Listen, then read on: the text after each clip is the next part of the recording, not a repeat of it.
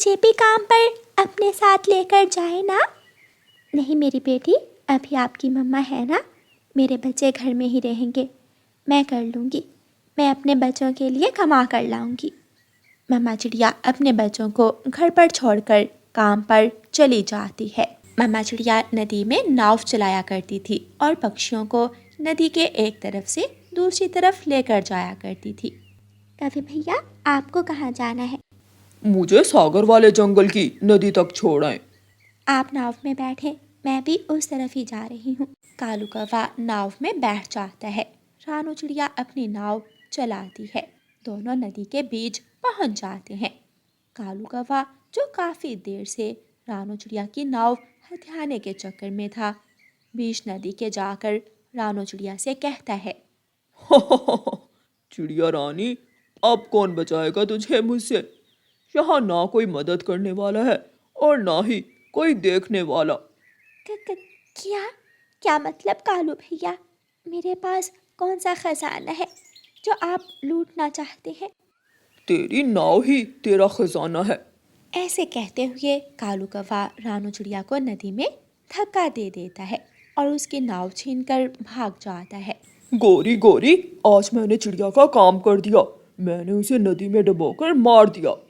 कालू, अब चिड़िया की नाव हमारी हुई। कल से हम नदी में नाव चलाया करेंगे। दोनों पति पत्नी हंसने लग जाते हैं। शाम हो जाती है। मम्मा चिड़िया अभी तक घर लौटकर नहीं आई थी। दोनों बच्चे परेशान हो जाते हैं। कुकू भाई, अब तक तो मम्मा को आ जाना चाहिए था, फिर मम्मा अभी तक लौटकर क्यों नहीं आई? कल मम्मा सागर वाले जंगल गई थी, इसलिए मम्मा जल्दी आ गई थी। हो सकता है आज मम्मा किसी दूर वाले जंगल चली गई हो। बच्चे आपस में बातें करते हैं और एक दूसरे को तसल्ली देते हैं। मम्मा चिड़िया पानी में तैरती तैरती नदी की दूसरी तरफ पहुंच जाती है। वो बेहोश थी। मम्मा चिड़िया घास में फंसकर किनारे के साथ लग जाती है। उस जंगल में एक बूढ़ी फाख्ता रहती थी। वो नदी से पानी लेने आती है और रानू चिड़िया को देख लेती है। ये तो कोई चिड़िया है, बेचारी ना जाने कैसे नदी में गिर गई होगी। बूढ़ी फाख्ता मम्मा चिड़िया को नदी से बाहर निकालती है और रानू चिड़िया के सीने से कान लगाकर देखती है। ये तो अभी तक जिंदा है, मुझे इस चिड़िया की जान बचाना होगी। बूढ़ी फाख्ता रानू चिड़िया को अपने घर ले जाती है और उसका पेड़ दबाकर रानू चिड़िया के पेड़ से नदी का पानी बाहर निकालती है। थोड़ी देर बाद रानू चिड़िया होश में आ जाती है। मैं कहाँ हूँ? बेटी चिड़िया, आप मेरे घर में सुरक्षित हो। आपको यहाँ कोई खतरा नहीं है।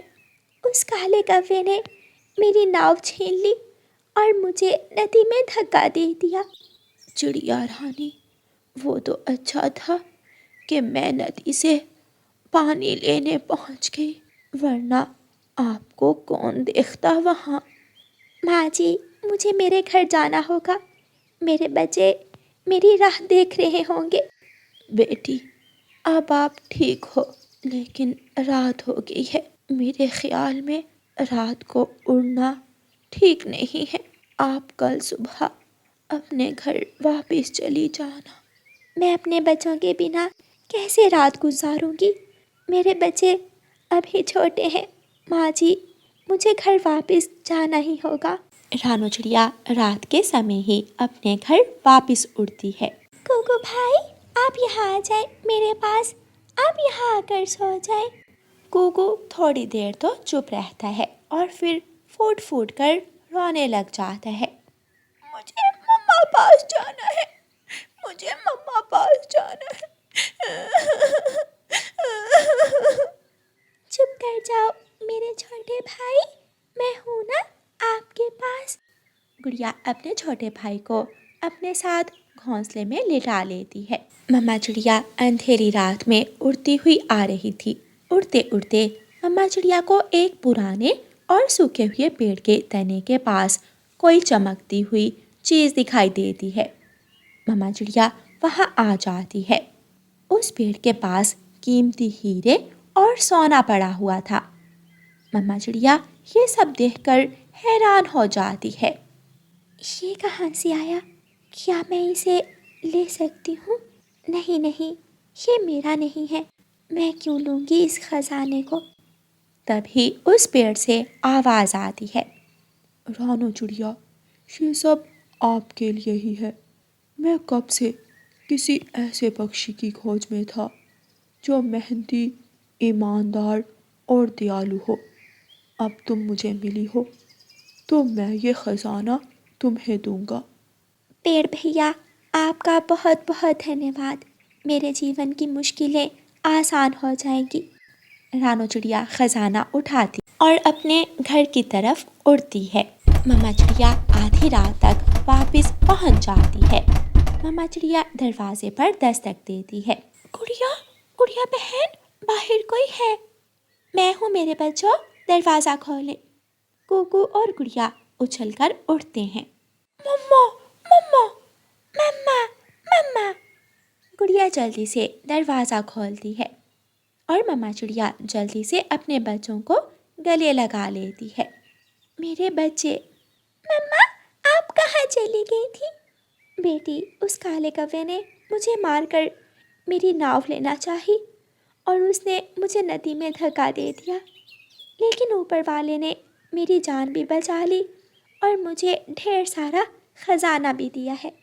मम्मा चिड़िया अपने बच्चों से मिलकर बहुत खुश थी। दूसरे दिन मम्मा चिड़िया अपने दोस्त तोते और कबूतर को बुलाती है और उन्हें सारी बात बताती है।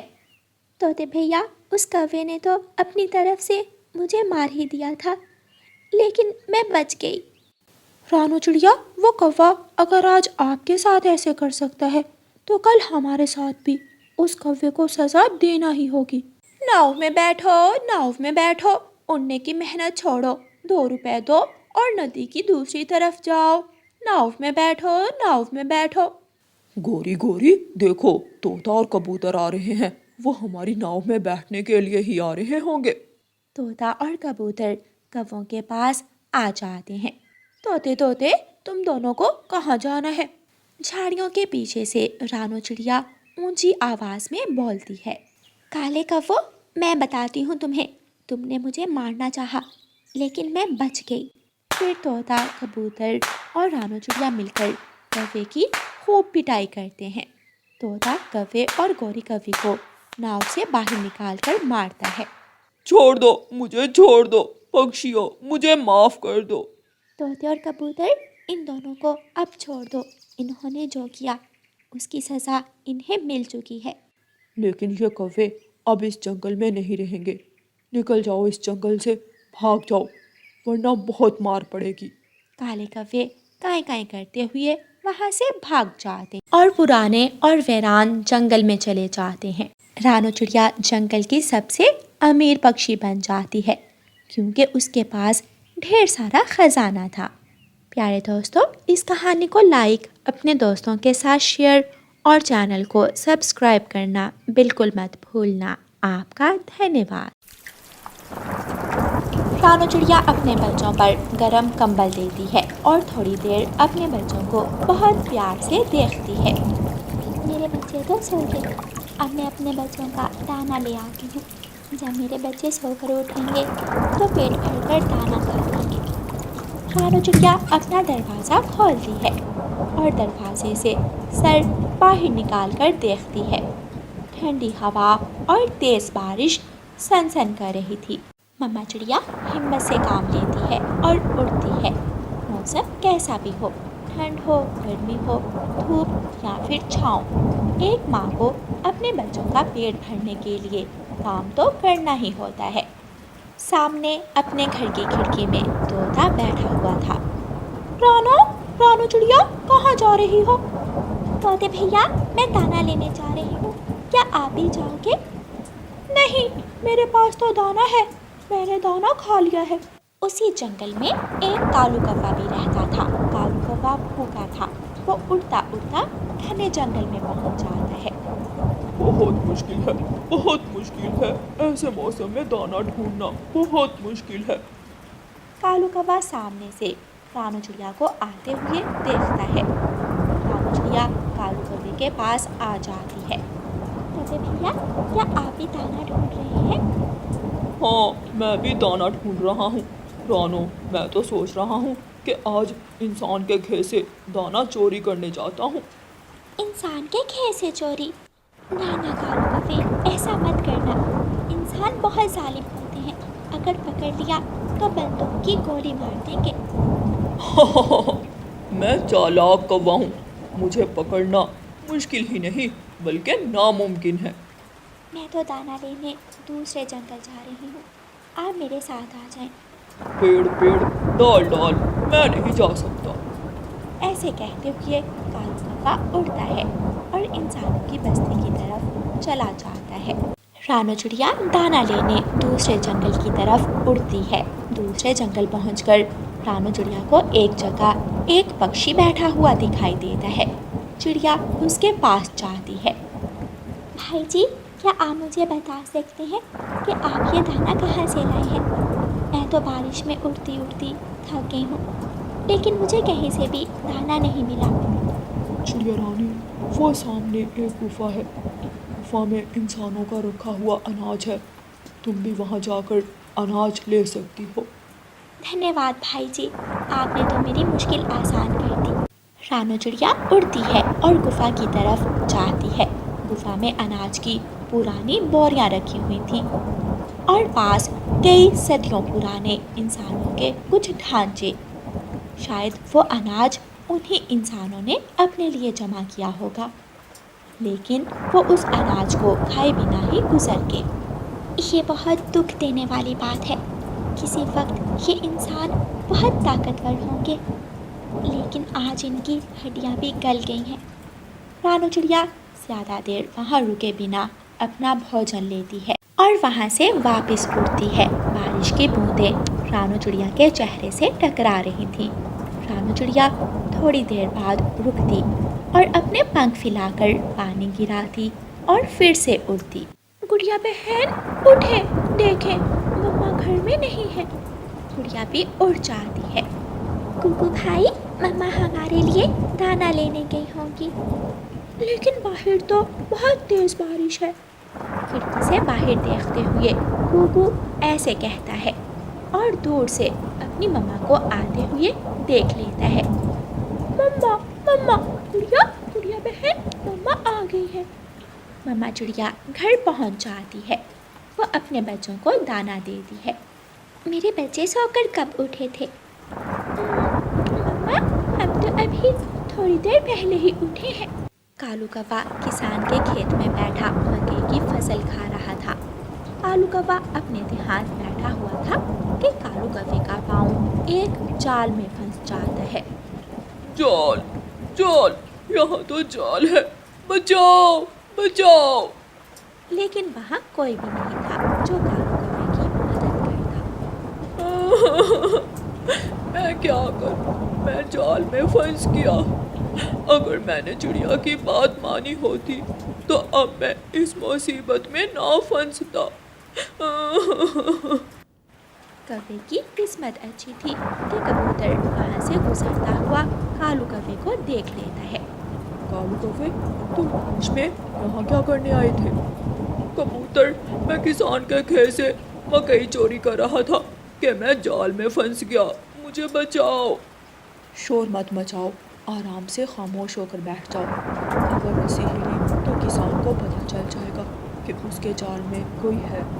जल्दी जाओ और जंगल से दूसरे पक्षियों को बुला कर लाओ, मैं इंतजार कर रहा हूँ मेरे दोस्त। कबूतर जल्दी से जंगल जाता है। कबूतर रानू चिड़िया के दरवाजे पर दस्तक देता है। रानू चिड़िया, जल्दी दरवाज़ा खोलो, कालू कौवा इंसान के खेत में जाल में फंसा हुआ है। रानू चिड़िया जल्दी से दरवाज़ा खोलती है। मैंने उसे मना भी किया था, मैंने रोका था उसे कि इंसानों की बस्ती की तरफ मत जाओ।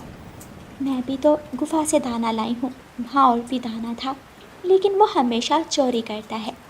उसे बचाना होगा। अगर किसान को पता चल गया तो किसान उसे पत्थर मार मार कर मार देगा। रानू चिड़िया कबूतर के साथ जाती है। वो रास्ते में 2 तोते के घर रुकते हैं और तोते को भी अपने साथ लेते हैं। वो तीनों दोस्त किसान की मकई की फसल में पहुंच जाते हैं। रस्सी हिल रही है, शायद कोई मेरी मकई की फसल में है। किसान लाठी लेकर अपनी फसल की तरफ भागता है। किसान आ रहा है। तोते तोते भैया, जल्दी जाल को काटो, जल्दी करो। काट रहा हूँ, रस्सी बहुत मजबूत है। मुझे बचा लो, मुझे बचा लो मेरे दोस्तों। रस्सी कट जाती है और वो सब खुले आसमान में उड़ जाते हैं।